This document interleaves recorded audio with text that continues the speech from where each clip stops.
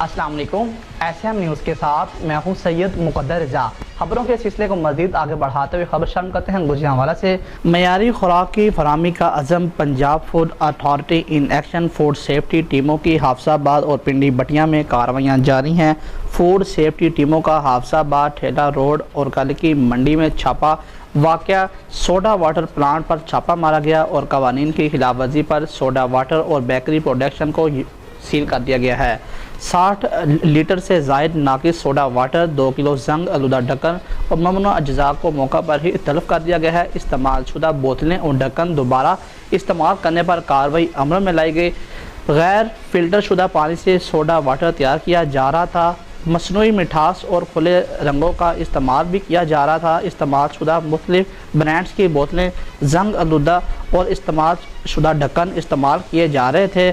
Bakery کی تیاری میں ممنوعہ اجزاء کے استعمال پر یونٹ کو بند کر دیا گیا ہے۔ خوراک میں غیر معیاری اجزاء کا استعمال پھیپھڑوں اور گردوں میں انفیکشن کا باعث بن سکتا ہے۔